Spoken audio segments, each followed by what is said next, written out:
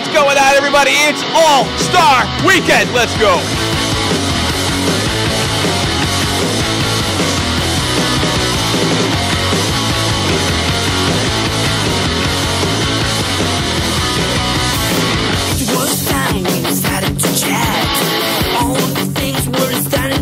What's happening, everybody? This is In the Crease with Tommy C in beautiful 1080p HD pre-recorded. I'm going to be putting this sucker out as soon as I get it. I had to say one more thing. It's a Friday In the Crease special, and I'm bringing that live to you and yours. So I had to go over some big news in the NHL. We're going to hit it up right now. I don't have my partner here, Dead on Dave, but I do have this beautiful Columbus, Ohio All-Star Game logo. I'm going out of focus. I probably should fix that, and I will, and it's done thanks to the very new technology coming from XSplit. If you ever want to get into this broadcasting stuff, if you want to be an amateur broadcaster like me, get XSplit. It's been a huge lifesaver. Well, let's get into it right away. There's some major news that's dropped out in the NHL, and we're going to cover that and a lot more right here on In the Crease with me, Tommy C. Nobody's in my crease. I'm stopping every shot. Bang, bang, bang. You know it. You know, and I'm rocking the USA jersey today. The World Cup jersey, for that matter. So let's get right into it. Sidney Crosby and Evgeny Malkin. This broke, actually, when I was in bed. I'm actually over here in the Central European time zone.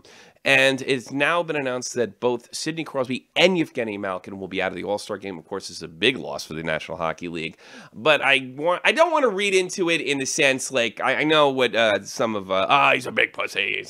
I don't know if that's the case or not. In fact, I'm starting to lean to believe there might be something wrong with Crosby. Maybe a little something more than mumps. Crosby has not dominated like he has in past years since really we noticed he wasn't producing too much in the Eastern Conference Final, second round of the playoffs versus the New York Rangers. There was some talk over the summer of actually him to do some wrist surgery, which would actually it would have kept him out of the home opener. He elected not to go with it, but he has not produced like we expect Crosby to produce. First of all, his numbers are beautiful. They're fine. Anybody would like Crosby numbers, but being at the top so consistently over the last couple of years, this is a little unusual for us. I think if I had to guess, look, Crosby's getting a little older now. He's 27. He's probably playing hurt. I have no doubt in my mind that he's playing hurt, and he's thinking about the Stanley Cup final more than the All-Star game. He's participated in a lot of All-Star games before. Maybe he needs this time off. Maybe he's really hurt to kind of soothe his wounds. It's a little, to announce it this quickly is probably really disappointing to a lot of NHL fans. But let's face it, they didn't announce Gretzky leaving the Oilers until after all the season tickets were sold in Edmonton. I'm sure there's something going on. But in fairness, Crosby did play against Chicago the last day of the regular season schedule before the All-Star break. So I don't really read too much into this. It is disappointing not to see the best player in the world, who people say is the best player in the world. But I'll be perfectly honest with you, it's probably more than likely legitimate. It's got to be. Evgeny Malkin, that really didn't surprise me too much either. I thought his ass was dragging in the Hawks game as well. So I don't find that very surprising whatsoever that they're not going to be there. There's always the question on who's going to replace them. Let's see. Who do we got right here? Philippe Forsberg of the Nashville Predators, probably a lock for the Calder Trophy. Although Hutchinson in Winnipeg is probably going to give him a little bit of a run for his money.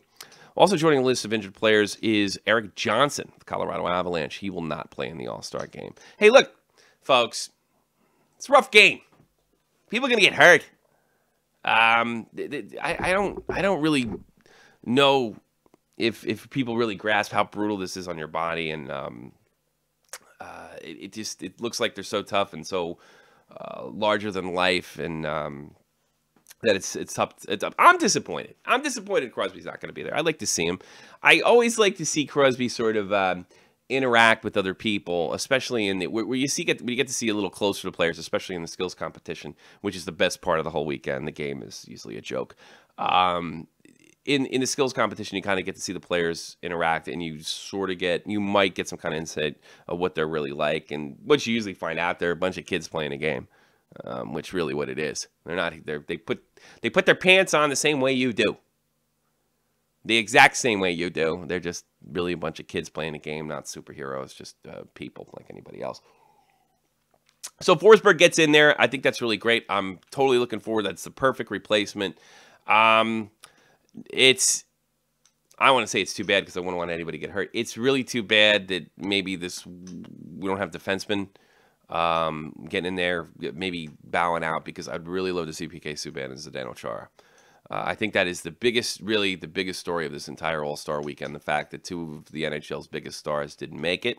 And the other biggest star would be the addition of Samus Gigginsons. I'm sure I'm saying that name wrong. I'll get it right, because they say Gagarizons here, but when I listened to the rap video that was made for him in Latvian, it sounded like Gigginsons. Right? So Samus Gigginsons. I don't know. Whatever you want to say. I think I know what you're talking about. Latvia ran a all-star voting campaign. They got the guy in. They kind of, I don't know. I wouldn't say bend the rules, but they took advantage of the rules. And even the great Alex Ovechkin, which will probably he'll go 1 or 2 in the fantasy draft tonight. Yeah, he'll definitely go 1 or 2. I think Stamkos is going to get the nod over Ovechkin, though, which is going to strike Crosby's ego, or not Crosby, but Ovechkin's ego. So he'll go. They'll go into the. I completely forgot what I was about to say. I'm doing this along. I don't have Dead on Dave to bounce off me, but I really, really, really wanted to make this video. It's Friday. Got my daughter coming over.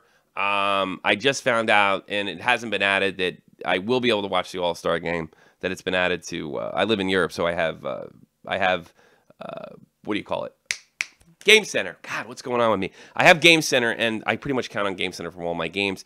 The All-Star game, from what I can see, is not going to be broadcast in Germany like it would be in maybe Sweden and Finland and the Czech Republic. So I was really happy to see that they added it, because for the past 2 weeks I've been looking on there and it hasn't been on there. But I would probably have to stream or find a way to see the draft and the skills competition, which I'm more than likely going to miss because it's a daddy-daughter weekend. But I'm sure I'll get a copy of it somewhere legally. Yeah, I'm sure. But no, I'm going to do my best to see it. But of course, the big game is Sunday, and just like to let you know, on Sunday we have Shot from the Point live.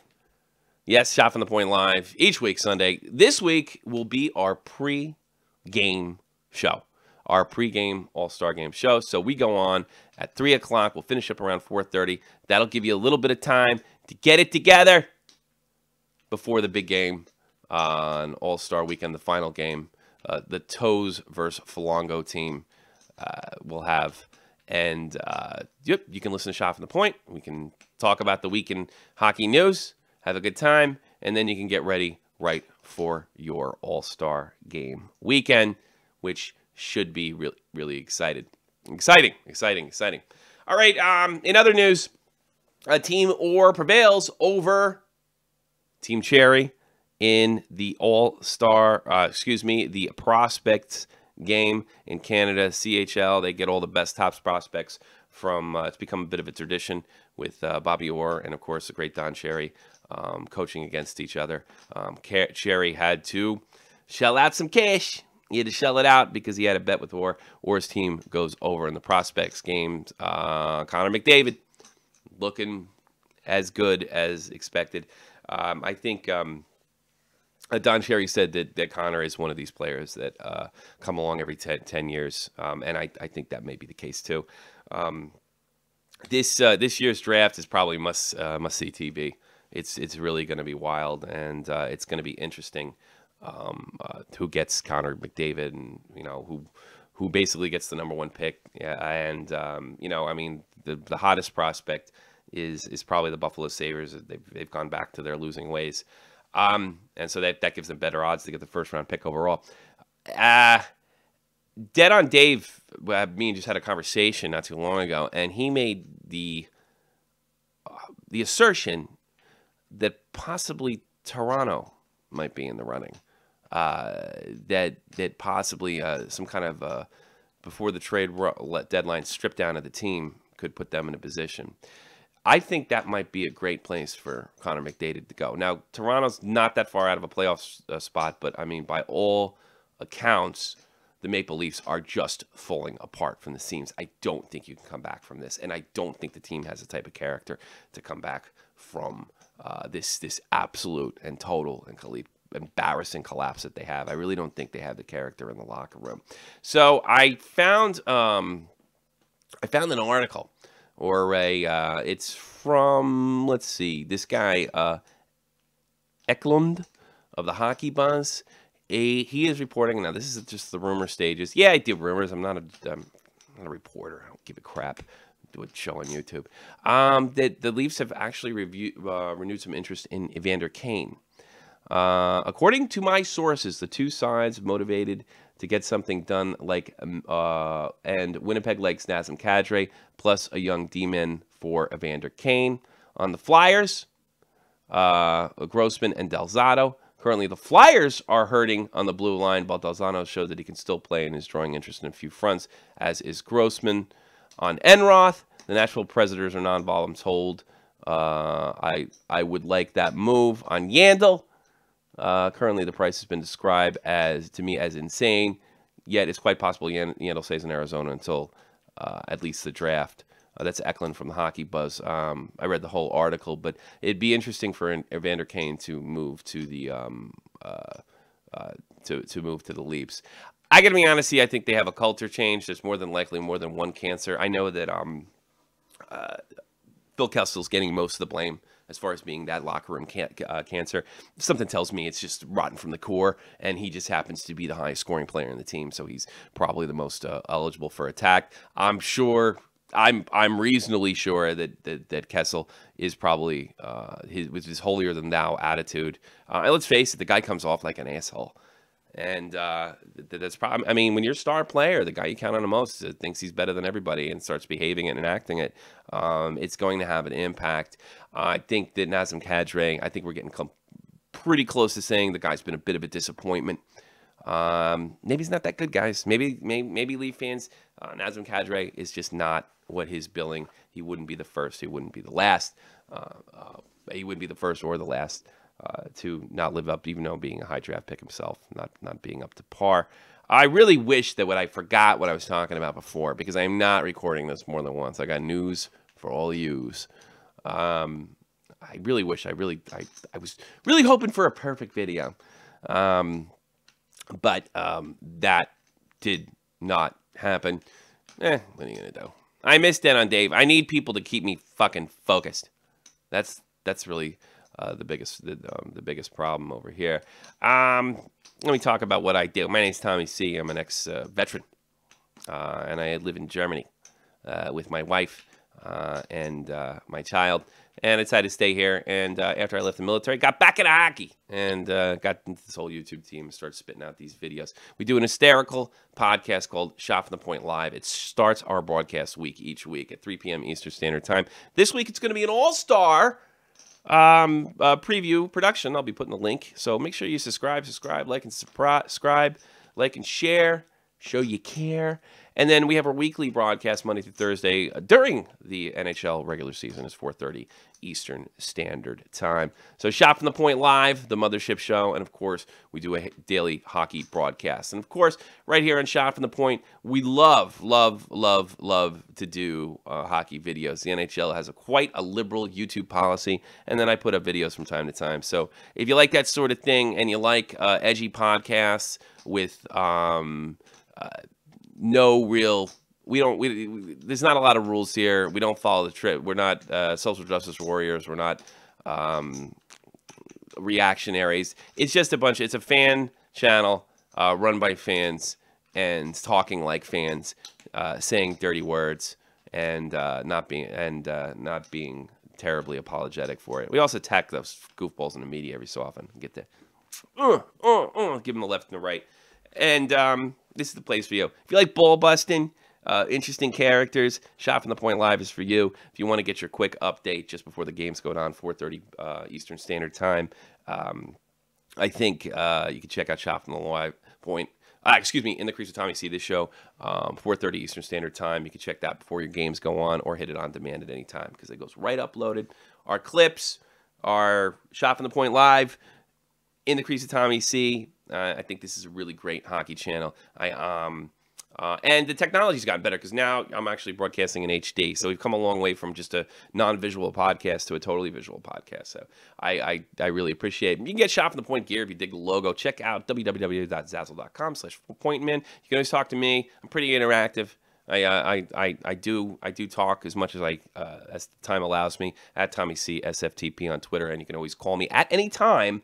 But during live shows, we'll put you right on the air on Skype. Shot from the Point. That's one word. Shot from the Point. Or call 718-395-7660. Brooklyn, New York. Even though I'm in Germany, I took the Brooklyn number because you're from 212. I'm from 718. Now I'm not. I'm actually from 201 or 908 or something like that.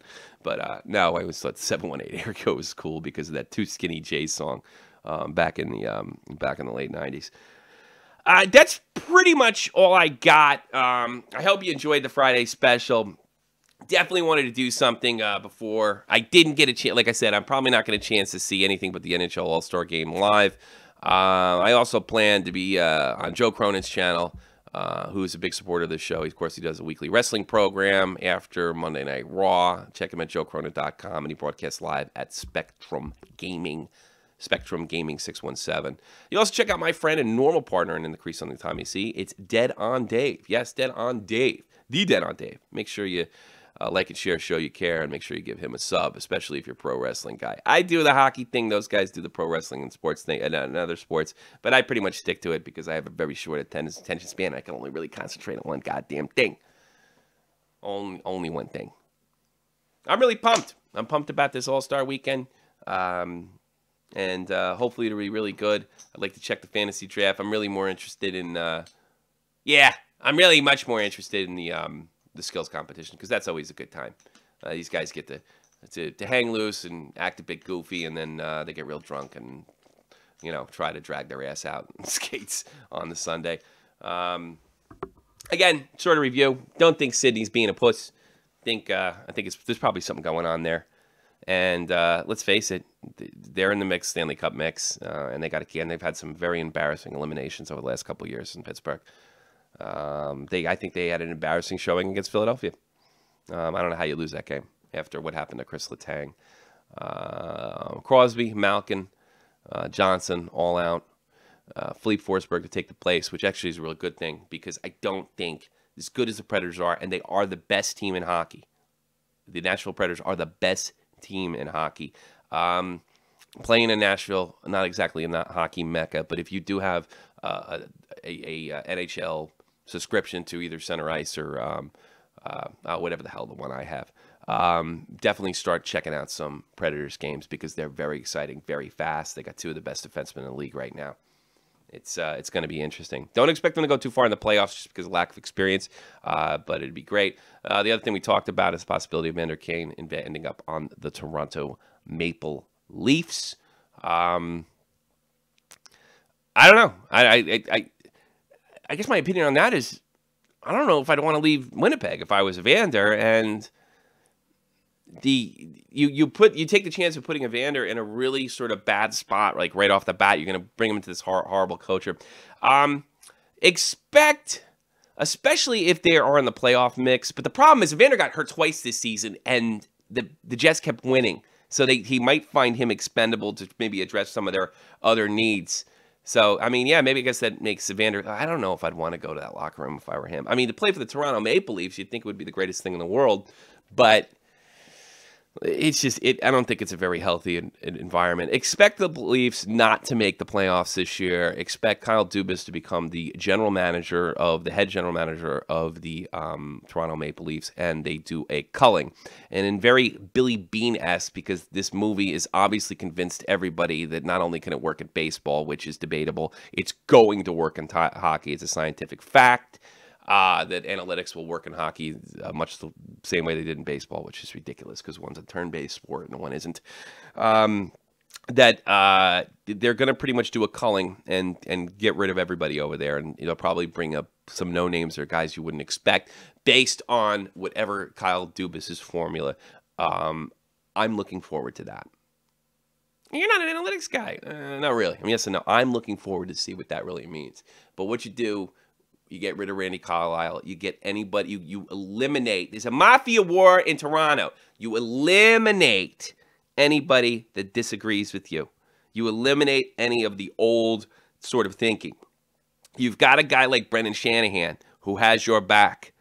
And that's what's happening. That's why Carlisle's done. They threw him a bone. They gave him an extension. They waited for his first losing streak and fired him. Pow! And if they keep falling apart, they might even get a shot at McDavid.